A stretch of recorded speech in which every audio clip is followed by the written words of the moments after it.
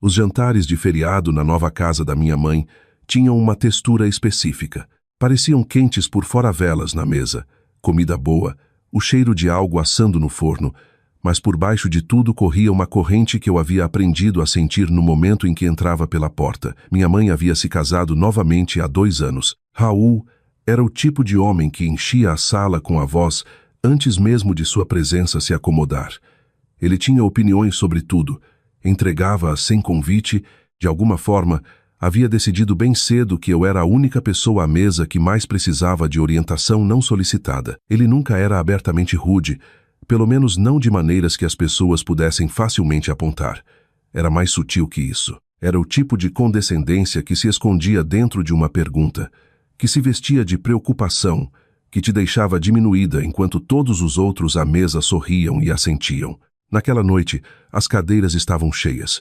Minha mãe sentava à direita de Raul. A filha adulta dele, Lívia, estava diretamente à minha frente, o marido ao lado dela. 2 irmãs da minha mãe ocupavam os assentos restantes. A conversa começou como sempre começava. Leve, fácil, todos colocando o papo em dia sobre temas seguros. Eu me permiti respirar por um momento. Deveria ter imaginado melhor. Começou logo antes do prato principal. Raul pousou sua taça de vinho e olhou para mim com aquela inclinação familiar da cabeça, a que dizia que ele estava prestes a dizer algo que já havia ensaiado. Então, Thalita, disse ele, o tom deliberadamente casual, ainda nessa coisa de freelance, mantive a voz equilibrada.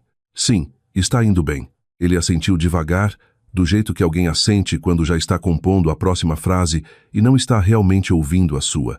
E os clientes são consistentes. Porque eu sei que esse mundo pode ser imprevisível. Ele disse a palavra vezes imprevisível, vezes do jeito que se diz, vezes instável. Lívia sorriu sem tirar os olhos do prato. Raul costumava ser consultor, então ele sabe. Isso é diferente. Porém, continuou Raul, acenando com a mão. Eu tinha infraestrutura, suporte. Você está aí sozinha, Thalita. Isso exige um certo tipo de tolerância à incerteza. Algumas pessoas à mesa deram aquela risada baixa e cuidadosa, do tipo que não é realmente concordância, mas é covarde demais para ser discordância. Minha mãe pegou sua taça e não disse nada. Dei um pequeno aceno. E me virou. Aquilo deveria ter sido o fim. Mas Raul não era homem de saber quando parar. Eu só acho, prosseguiu ele, pousando o garfo com paciência deliberada, que em certo ponto você precisa se perguntar se o que está fazendo é uma carreira ou um mecanismo de coping. Ele sorriu ao dizer isso. Sorriu de verdade. Não há vergonha em pivotar, ir para algum lugar com estrutura real, potencial de crescimento real. Lívia inclinou a cabeça com simpatia.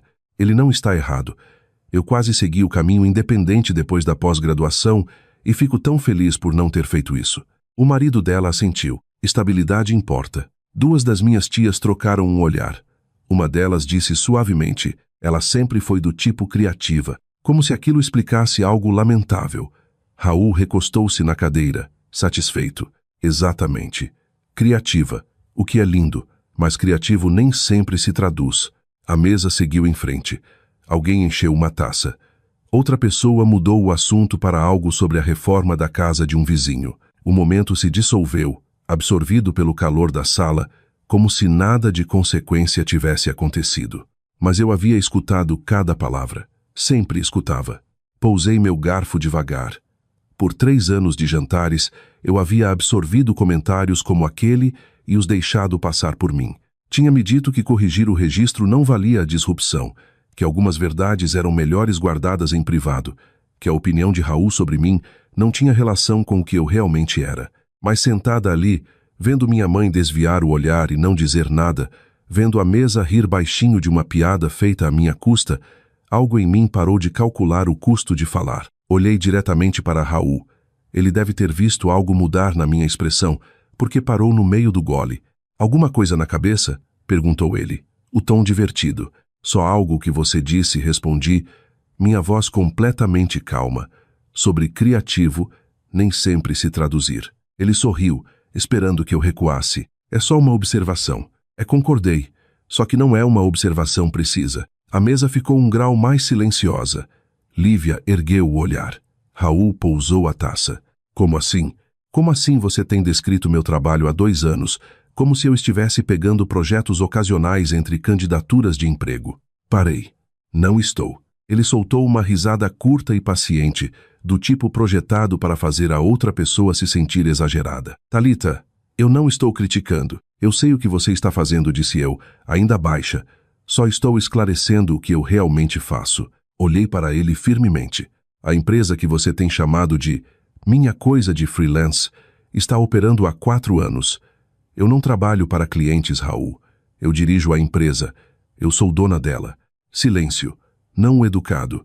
O real em que as pessoas pararam de mastigar. Raul se recuperou rápido. Ele era praticado em recuperação. Essa é uma forma generosa de descrever uma operação solo, disse ele suavemente. Não é solo, respondi. Temos uma equipe. Temos um conselho. Temos investidores. Estendi a mão para a bolsa ao lado da minha cadeira. E tivemos nossa rodada mais recente há 6 semanas. O que você está fazendo? Perguntou minha mãe baixinho. Mostrando para ele, disse eu. Tirei o celular. Abri o documento que nunca havia pensado que precisaria usar dessa forma e o coloquei plano no centro da mesa. Ninguém se mexeu por um momento. Então Lívia inclinou-se para frente. Seus olhos percorreram a tela. O número no topo do relatório de valuation não estava escondido, nem resumido, nem suavizado. Estava ali do jeito que números reais ficam, francamente, sem pedido de desculpas. Sua expressão mudou. Raul inclinou-se por último. Leu uma vez. Depois, quase imperceptivelmente, a cor mudou em seu rosto. Não dramaticamente. Raul era composto demais para isso, mas estava lá. Um aperto no maxilar, uma imobilidade que substituiu a facilidade que ele carregara a noite toda. Isso é, começou ele. Atual, disse eu. De 6 semanas atrás. Minha mãe encarou a tela. Thalita, disse ela suavemente. E eu não consegui distinguir se era surpresa ou culpa ou as duas coisas.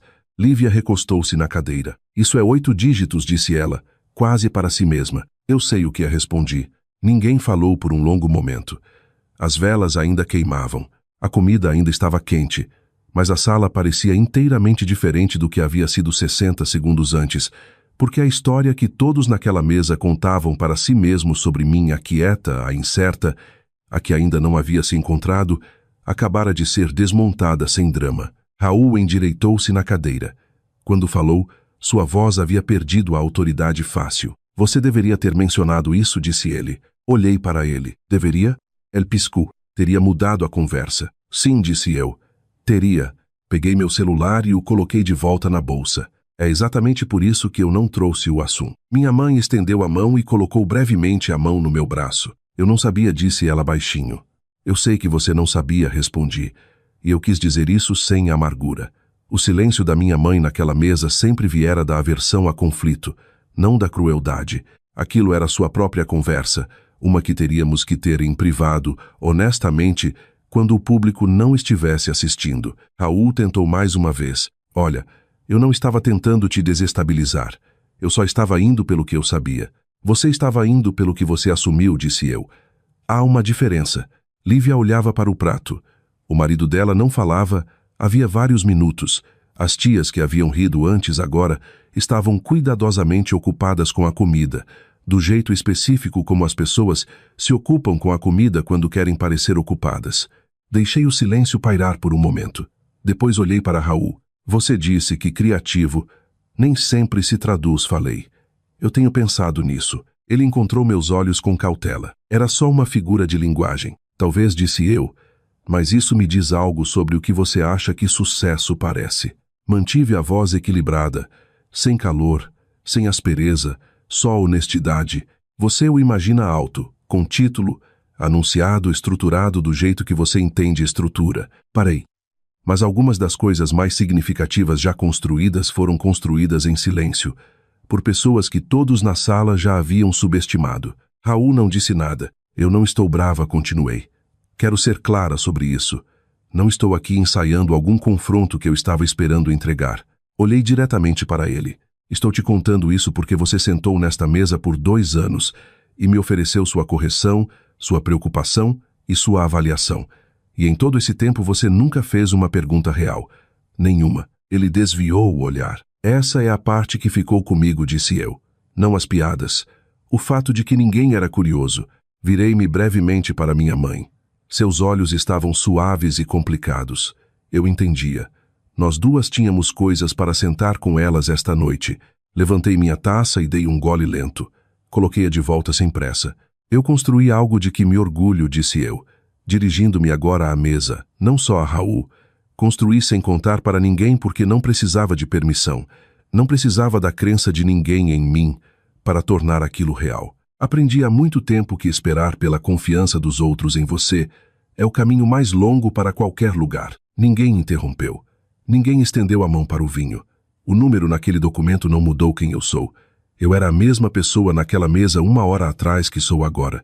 A única coisa que mudou é o que vocês sabem. Olhei ao redor devagar. E talvez o que vocês estejam dispostos a perguntar daqui para frente. Raul Pigarreu. Justo, disse ele baixinho. Era a coisa menor que ele havia dito a noite toda, também a mais honesta. Levantei-me da cadeira. Sem pressa, sem raiva, sem espetáculo. Dobrei o guardanapo e o coloquei ao lado do prato. A comida estava boa, disse a minha mãe, e quis dizer isso também. Ela assentiu, e em seus olhos eu podia ver um acerto de contas começando. Não comigo, mas consigo mesma. Com os anos em que ela deixara a sala definir a temperatura enquanto permanecia imóvel. Aquilo entre nós levaria tempo, mas aconteceria. Peguei minha bolsa. As velas ainda ardiam. A mesa estava completamente silenciosa. Saí daquela sala de jantar do mesmo jeito que havia construído tudo o que possuía, sem anúncio, sem pedir uma pausa, sem olhar para trás para ver quem estava assistindo. Algumas coisas não precisam de plateia para serem reais. Elas só precisam ser construídas.